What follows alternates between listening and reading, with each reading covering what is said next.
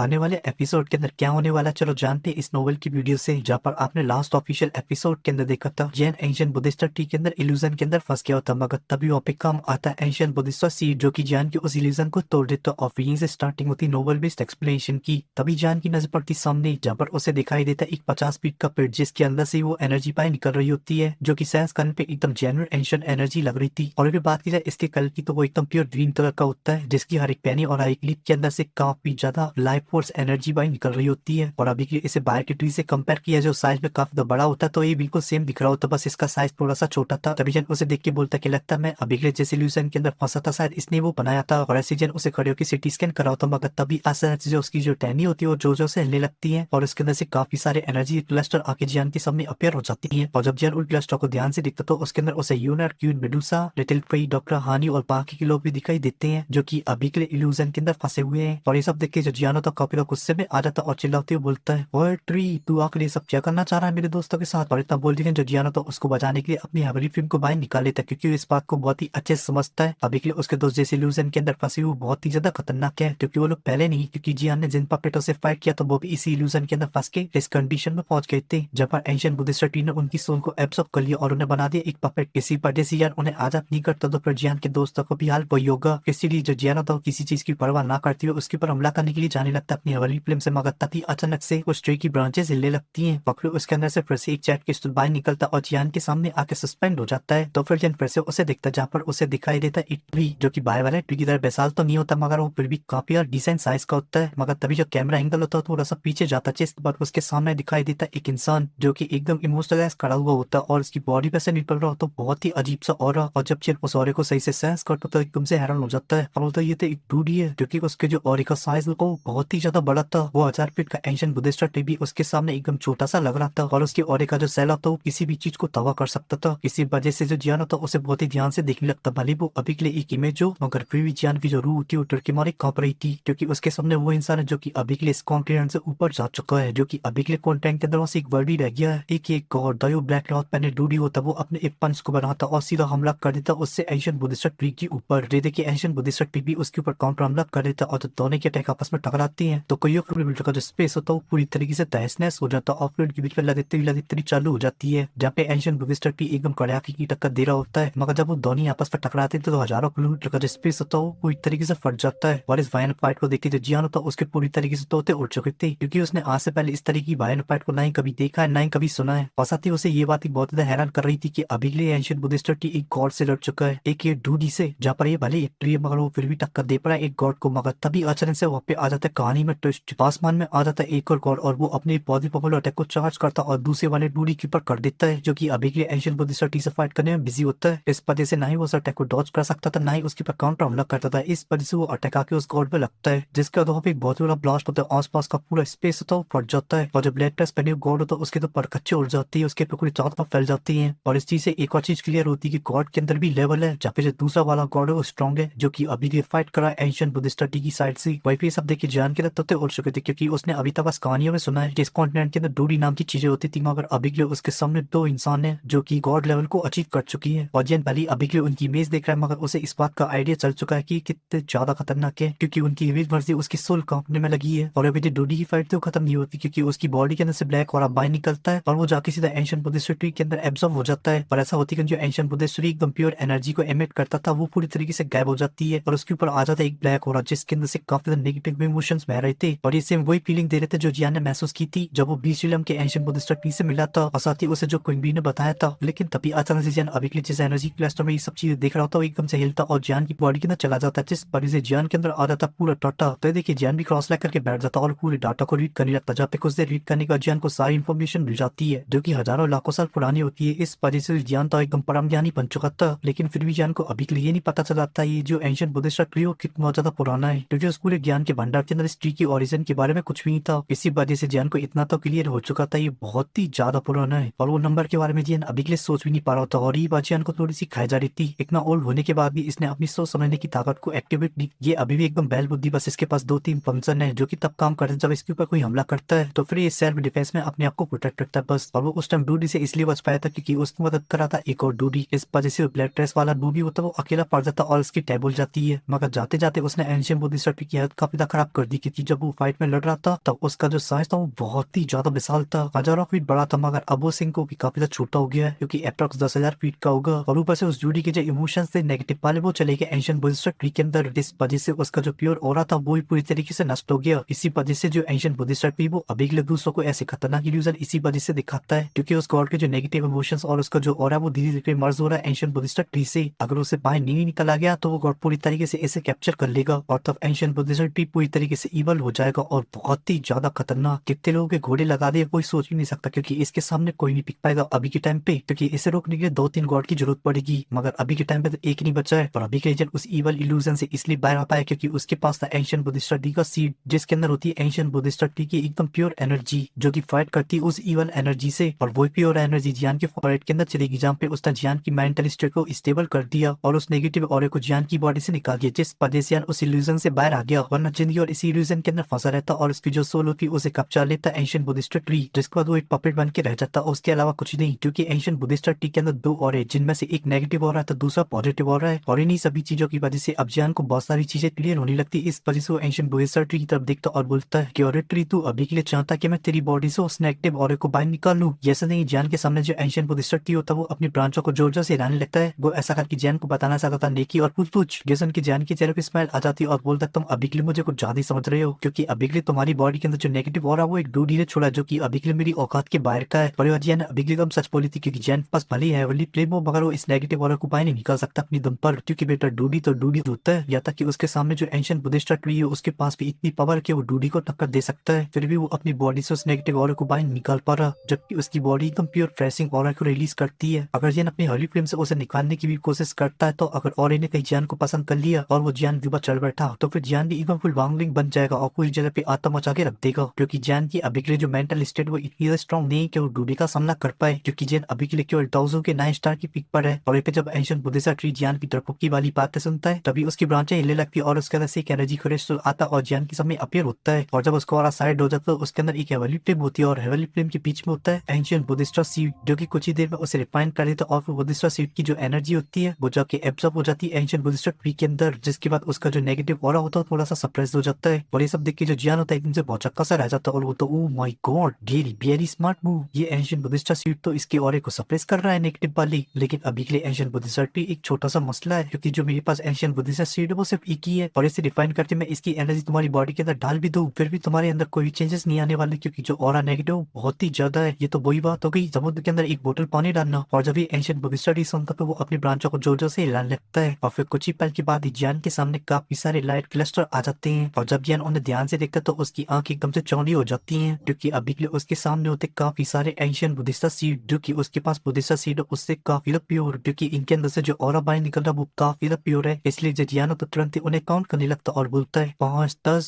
15, 20 पूरे 24, ये तो अभी के लिए बहुत ज्यादा है। हालांकि ये एंशिएंट बुद्धिस्ट हार्ट जितने इंपोर्टेंट तो नहीं है मगर फिर भी इनकी डिमांड काफी ज्यादा है। अगर कोई इसकी एनर्जी को भी एब्सॉर्ब करता है तो उसके डाउशिंग के अंदर मृत्यु करने की जो चांसेस है वो बहुत ही ज्यादा बढ़ जाएंगे, और इसी रीजन की वजह से अगर मैं इसे कंटेंट के अंदर ले जाता हूँ तो फिर इनके लिए तो डाउशिंग लड़के वाले भी एक दूसरे के ऊपर हाथापाई करना स्टार्ट कर देंगे, यहाँ तक कि अभी के लिए जो मेरे सामने एकदम टॉप क्लास के हैं उनको तो गोली मारो, जो मेरे पास है जो टूटा फूटा सा है अगर उसे भी बाहर अपीयर कर दिया जाए तो डाउशिंग लड़के वाले इसके लिए हाथापाई करना स्टार्ट कर देंगी। और इसी रीजन की वजह से जो जियान की नियत होती है वो भी डोलने लगती है क्योंकि अभी के लिए उसके सामने 24 एंशिएंट बुद्धिस्ट सीड है। इस वजह से लालच आना एकदम स्वाभाविक सी बात है। उसे अभी के लिए ऐसा लग रहा था कि इन सभी बुद्धिस्ट सीड को पकड़े और यहाँ से नोद वगैरह हो जाए, मगर वो इस बात को बहुत ही अच्छे से जानता कि उसके सामने है एंशिएंट बुद्धिस्ट ट्री जो कि भले अभी के लिए अपनी प्राइम स्टैंड के अंदर ना हो मगर वो फिर भी अभी के लिए इतना स्ट्रॉन्ग कि 100 जियान को सिर्फ 1 मिनट के अंदर ही खत्म कर सकता है, और इस चीज का जियान को उस गॉड लेवल की फाइट के अंदर हो चुका है। इस वजह से जियान है वो बहुत ही अच्छे समझता है अभी के लिए पूरी कॉन्टेंट के अंदर सिर्फ 3 ही ऐसे लोग हैं जो शायद इसे टक्कर दे पाए, जबकि इसकी अभी के लिए जो आधी सोल है वो पूरी तरीके से इवल हो चुकी है। अगर ये अभी के लिए अपनी पूरी स्टैंड को रिकवर कर लेता तो फिर तो बहुत ही मुश्किल है कोई भी इसके आसपास भी भटक पाए। इसलिए जो जियान पर उस काम के ऊपर आता था जो कि अभी के लिए एंशिएंट बुद्धिस्ट ट्री ने उससे बोला करने के लिए, इसलिए उन सीडों को देखकर बोलता कि अभी के लिए मुझे नहीं लगता मैं अपनी हवेली फ्लेम से इन सीडों को रिफाइन करके तुम्हारी बॉडी के अंदर से उस इवल पॉइजन को बाहर निकाल सकता हूँ, क्योंकि ये वाली प्रोसेस तो मुझे इतना बेस्ट लग रही है। और जैसी जान की वर्ड खत्म हुई तभी जो एंशिएंट बुद्धिस्ट ट्री की ब्रांचेस होती है वो जोर से हिलने लगती हैं और उन्हें देखकर ऐसा लग रहा होता कि जैसे कोई अभी के लिए बच्चा जिद कर रहा हो, प्लीज कर दो ना, प्लीज एक चॉकलेट ले लो मगर कर दो ना। वे पे सब देखिए जो जियान होता वो हमेशा हिला देता क्योंकि अभी के लिए जियान के पास कोई दूसरा ऑप्शन भी नहीं था। अगर वो प्यार से कर देता तो ठीक है वरना वो 2 रैप्टे भी लगा कर करवा सकता है। इसलिए जो जियानो तो तुरंत ही क्रॉस लेग करके बैठ जाता है और अपनी हवेली फिल्म को बाहर निकाल तो खौरिक रैंडमली एंशियंट बुद्धिस्ट सीट को अपनी तरफ करता है और उसके अंदर अपनी हवेली फिल्म को डाल देता है और फिर चालू कर देता है उसे ग्रिल करना। मगर उसे डिफाइन करना आसान कैसे होने वाला था, इस वजह से जियानो तो आधे घंटे तक कंटिन्यू डिफाइन करता रहता है, जिसके बाद जो एंशियंट बुद्धिस्ट टी होता है एक लिक्विड के अंदर कन्वर्ट हो जाता है और फिर कुछ देर और रिफाइन करने के बाद एक रिफ्रेशिंग एनर्जी के अंदर कन्वर्ट हो जाता है। और जब उसे एंशियंट बुद्धिस्ट टी सेंस करता तो उसकी तन बदन में आग लग जाती है और तुरंत ही उसे एब्जॉर्ब कर जाता है, जिस वजह से उसकी जो ब्रांचेस होती है एकदम से चमक उठती है और उनके अंदर से निकलता है एक ब्लैक फॉग जो कि आते का थोड़ी देर और वहां से गायब हो जाता है। और ये देखिए जान को भी थोड़ा सा रिलीफ मिलता है, मगर अभी के लिए उसकी जो बैटरी होती है वो पूरी तरीके से लो हो चुकी होती है। इसी वजह से वो एंशियंट बुद्धिस्ट टी से बोलता है कि अभी के लिए मुझे माफ करना, मैं अब तुम्हारे लिए और रिपेयर नहीं कर सकता हूँ, मुझे थोड़ी देर के लिए रेस्ट चाहिए क्योंकि मेरी जिंदगी अभी के लिए पूरी तरीके से एग्जॉस्ट हो गई है। और जब एंशियंट बुद्धिस्ट टी देखता है कि जैन अभी के लिए काम से छुट्टी ले रहा था वो अपनी ब्रांचों को जोर से हिलाने लगता है। इस वजह से उसकी ब्रांचों के अंदर से हरी कलर की एनर्जी की लाइट निकलने लगती है और आकर एक बड़े से क्लस्टर के अंदर कन्वर्ट हो जाती है और फिर उस क्लस्टर के अंदर से एक एनर्जी की लाइट आती है और सीधा एंटर कर जाती है जान की बॉडी के अंदर। और ऐसा होती है कि जान फील करता कि अभी भी उसके जो पोर्स है वो सारे के सारे ओपन हो चुके हैं और जो फ्लो है दुखी का वो बहुत ही फास्ट हो चुका है और साथ ही साथ जो एनर्जी होती है वो भी बहुत ही रिफ्रेशिंग होती है, जिस वजह से जान की बॉडी का एकदम तन बदन एकदम फूल की तरह खिल उठता है और साथ ही उसकी जो देखी टेंसिटी होती है वो भी एकदम स्ट्रॉन्ग होती जा रही होती है। और ये सब सेंस करके जान काफी ज्यादा खुश हो जाता है और बोलते हैं एंशियंट बुद्धिस्ट लीडर सच में काफी ज्यादा खतरनाक है क्योंकि इसकी जो एनर्जी है वो बहुत ही ज्यादा प्योर है, इससे मुझे एब्जॉर्ब करने से पहले इसे रिफाइन करने की कोई जरूरत नहीं है। इसी वजह से अगर मैं इस एंशियंट बुद्धिस्ट के करीब रहता हूँ तो फिर मुझे दुखी की चिंता करने की कोई जरूरत नहीं है। और सबसे खास बात यह कि जो मेरे दुखी क्रिस्टल है जो अभी के दुखी को होल्ड करते हैं अब वो एक्स्ट्रा दुखी को एब्जॉर्ब कर पा रही है। सीधी सिंपल भाषा में बोला जाए तो जान की जो दुखी कैपेसिटी अब वो बढ़ चुकी है पहले के कंपेरिजन में। और अगर ऐसी जान की दुखी कैपेसिटी बढ़ती रहती तो फिर जान के लिए दाओशेंग के अंदर ब्रेक तो करना कोई बड़ी बात नहीं होगी, वो एक समय बाद दाओशेंग के अंदर ब्रेक तो कर लेगा, मगर जो समय लगने वाला है इसमें वो बहुत ही ज्यादा होगा। मगर तभी जो पीड़ होता है वो अपनी टहनियों को नहाने लगता है और वो ऐसा करके अभी के लिए बस जान को ये रिमाइंडर दिलाना चाहता था भाई साहब अब किस बात की देरी है, रिफाइन करना स्टार्ट करो। और ये सब देखिए जो जानो वो भी पूरी तरीके से तैयार हो जाता है क्योंकि अब वो भी काफी ज्यादा खुश होता है क्योंकि उसे रिफाइन करने के बाद जो रिवॉर्ड मिला वो काफी ज्यादा अच्छा है। इस वजह से अब जान को भी इसमें फायदा है। इस वजह जान तुरंत ही अपनी हवेली को बाहर निकालता है और तुरंत ही बुद्धिस्ट सीट को रिफाइन करना स्टार्ट कर देता है। और साथ ही जो जान होता है वो अपनी हवेली को एकदम पूरी पोटेंशियल पे यूज करने लगता है क्योंकि अब उसे दुखी की चिंता करने की कोई जरूरत नहीं है। जैसी उसकी दुखी खत्म होगी एंशियंट बुद्धिस्ट टी उसकी दुखी को फिल कर देगा, जैसे उसकी दुखी कैपेसिटी बढ़ जाएगी। इसलिए जियानो का अब वो भी पूरी तरीके से पागल हो चुका होता है रिफाइनिंग के लिए। और इसी वजह से जान को पहले आधा घंटा लगा था बुद्धिस्ट सीट को रिफाइन करने में, मगर इस बार जान को लगभग 20 मिनट और जो बुद्धिस्ट सीट होती है एक लिक्विड के अंदर कन्वर्ट हो जाता है और फिर उसको रिफाइन करके एक एनर्जी के अंदर कन्वर्ट कर देता है जो चली जाती है एंशियंट बुद्धिस्ट टी की बॉडी के अंदर, जिसकी बात उसके अंदर से निकलता है ब्लैक फॉग जो कि आसमान में आती गायब हो जाता है। और फिर उसे देख जो एंशियंट बुद्धिस्ट टी होता है वो काफी ज्यादा खुश हो रहा होता है और फिर ये जो प्रोसेस होती है एकदम लूप में चलने लगती है जहाँ पे जान की बॉडी की देखी खत्म होती है तो एंशियंट बुद्धिस्ट टी उसे पूरी तरीके से फिल कर देता है, जिस वजह से जान की टायर्डनेस होती है वो पूरी तरीके से गायब हो जाती है और साथ ही जान की जो पावर होती है वो भी बढ़ जाती है। इस वजह से जो जान होता है वो बौखलाने लगता है और उसे अभी के लिए खुशी के मारे झूमने का मन कर रहा था। और ऐसे जो समय होता है बीतता रहता, मगर जान को ये समझ में नहीं आ रहा था कि उसे कितना टाइम हो चुका है यहाँ पर, क्योंकि इस जगह पे टाइम का कोई भी कॉन्सेप्ट नहीं होता। बस जान को इतना पता था कि इस पूरी रिफाइनिंग के बीच में एंशियंट बुद्धिस्ट टी ने उसकी 21 बार उसकी बॉडी की दुखी को फिल किया है और उसने इतने में 24 सीडो को रिफाइन कर दिया है जो कि उसे एंशियंट बुद्धिस्ट टी ने दी थी। मगर दुख की बात है कि अभी भी पूरी तरीके से नेगेटिव इमोशन रिमूव नहीं हुए एंशियंट बुद्धिस्ट टी की बॉडी से और जान को ऐसा लगता है कि अब उसे खड़े होकर यहाँ से चल देना चाहिए, मगर तभी अचानक से जान के सामने 10-12 एंशियंट बुद्धिस्ट सीट और आ जाती हैं। ये देख के जियानो तो फिर से अपनी कवर कस लेता और फिर से रिफाइन करना स्टार्ट कर देता है और अब जो जियानो तो एंशियंट बुद्धिस्ट टी को लेकर एकदम नॉर्मल हो चुका होता है और उसके लिए जो चीज होती है वो बहुत नॉर्मल हो चुकी थी। लेकिन अगर यार एक भी बाहरी दुनिया में इसे लेकर आ जाता है तो फिर इसके लिए दो प्लान आपस में बढ़ जाएंगी और फिर जियान को ऐसे पागल की तरह रिफाइन करने की वजह से जो फायदे हो रहे थे वो भी बहुत ही एक्स्ट्रा ऑर्डिनरी थे। जियान की जो दिल की स्टोरेज होती है वो बहुत ही ज्यादा बढ़ चुकी होती है और साथ ही उसकी जो दिल की थी अब वो बहुत ही प्योर हो चुकी थी। इस वजह से अब जियान के सामने सेम लेवल का बंदा आ जाए तो जियान उसे एक रैंप के अंदर हरा सकता है और इसी बेनिफिट की लालच की वजह से जियान तो कंटिन्यू रिफाइन करता रहता है सीट्स को और वो एक टाइम पर इतना तो बौखला चुका होता है जहाँ पे सीट खत्म हो चुके होते फिर वो सीटों को ढूंढ रहा होता है और जब वो अपना सर उठा के देखता तो वहाँ पे एक भी सीट नहीं बची होते और जो एंशियंट बुद्धिस्ट टी की बॉडी के अंदर जो ब्लैक फॉग होता है उसका लास्ट साइड भी बाहर आ जाता है, जिसके बाद जो एंशियंट बुद्धिस्ट ट्री होता है वो काफी ज्यादा ग्लो करने लगता है और उसकी ब्रांचेस से जो ऑरा पानी निकल रहा होता है वो बहुत ही ज्यादा रिफ्रेशिंग होता है और उसकी जो चमक होती है पहले की कंपेरिजन में अब वो बहुत ही ज्यादा बढ़ चुकी होती है। और ये सब देखिए जियानो तो एंशियंट बुद्धिस्ट ट्री से बोलता है और ट्री भाई साहब अभी आपका जो ब्लैक फॉग वो पूरी तरीके से गायब हो गया है क्या? और अब जियान उसे इतना सिलो के इसलिए बात कर पा रहा होता है क्योंकि पहले उसे जो डर अपना ऑरा फील हो रहा था वो बिल्कुल भी फील नहीं हो रहा होता है और साथ ही अब जो ऑरा बाहर निकला वो भी काफी ज्यादा डिवाइन है। तभी उस ट्री की एक ब्रांच होती है वो जियान की तरफ आती है और जियान के सर को सहलाती है जैसे कि वो जियान को अभी के लिए थैंक यू बोल रही हो और इस तरह के एक्शन को देखिए सब कुछ समझ आता है। इस वजह से वो ब्रांच को सहलाता और बोलते कि चलो ये तो अच्छा है और फिर जो जियान तो वहीं पे लीड लगता है क्योंकि अभी के लिए उसके जो मसल्स है वो काफी थक चुकी है और इसी इसी वजह से उसकी जो आंखें होती है वो बंद होने लगती, क्योंकि भले अभी के लिए एंशिएंट बुद्धिस्ट टीम ने जियान की बॉडी को हमेशा फिल किया है, मगर उसके जो बॉडी मसल्स है वो अब काफी ज्यादा थक चुकी हैं। इसी वजह से जो जियान होता है इतने टाइम से अपने आप को बेहोश होने से रोक रहा होता है। फाइनली अब वो बेहोश हो जाता है और जब ये एंशिएंट बुद्धिस्ट टी दिखता तो उसकी जो लाइट होती है वो चमकने लगती है और उसकी जो बड़ी बड़ी ब्रांचेस होती है वो काफी सारे हाथों के अंदर कन्वर्ट हो जाती हैं। और अब वो जियान के साथ क्या करने वाली, अगर आप लोग को वो जानना है तो वो आप लोग को पता चलेगा आने वाले सेकंड पार्ट के अंदर। फिलहाल के लिए इस वीडियो को लाइक कर दीजिए, साथ ही चैनल को भी सब्सक्राइब कर दीजिए। मैं मिलता हूँ आपसे नेक्स्ट वीडियो में, तब तक के लिए मेरी तरफ से आप सभी को बहुत सारा प्यार।